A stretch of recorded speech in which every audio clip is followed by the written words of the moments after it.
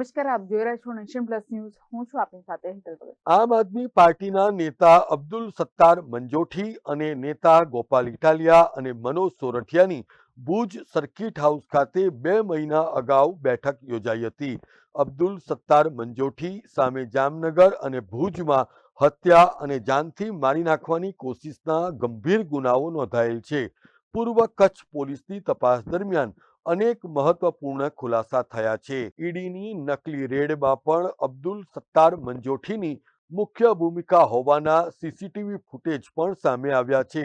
ત્યારે કચ્છ પોલીસ દ્વારા આમ આદમી પાર્ટીના નેતા ગોપાલ ઇટાલિયા અને મનોજ સોરઠિયાની પણ સઘન પૂછપરછ કરાઈ શકે છે. પોલીસ તપાસમાં ઠગબાજ આમ આદમી પાર્ટીના નેતા અબ્દુલ સત્તાર મંજોઠીએ ઠગીના તમામ રૂપિયા પાર્ટીમાં વાપરતો હોવાનો ચોંકાવનારો પણ ખુલાસો થયો છે. થોડા દિવસ પહેલા ગાંધીધામમાં જે રાધિકા જ્વેલર્સની દુકાને ફેક ઈડીની ટીમ દ્વારા જે રેડ કરવામાં આવી હતી, એમાં એના મેઇન માસ્ટરમાઇન્ડ તરીકે અબ્દુલ સત્તાર મંજોઠી એમની જે છે સંડોવણી નીકળી છે.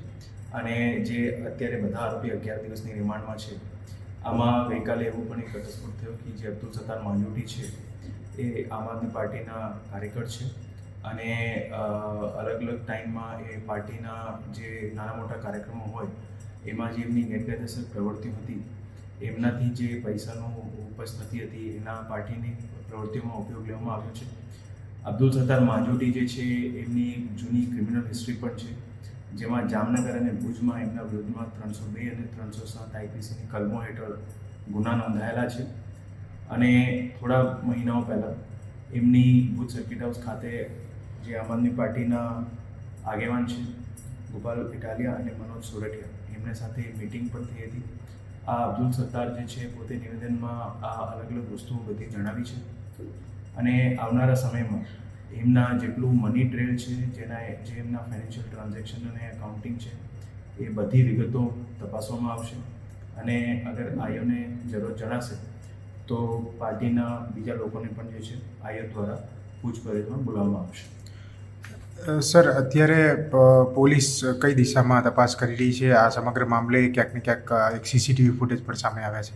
એમાં જે ઓવરઓલ પોલીસની જે તપાસ ચાલી રહી છે આરોપીઓ બાબતમાં, એમાં તપાસમાં બીજી વિગત પણ ખુલી છે કે જ્યારે આ આખી રેડ ચાલતી હતી એ લોકોની નકલી રેડ, ત્યારે જે અબ્દુલ સત્તાર છે આ મેઇન દુકાનને બહાર સતત એમનું મૂવમેન્ટ ચાલતું હતું અને રેડની મોનિટરિંગ પણ ચાલતી હતી.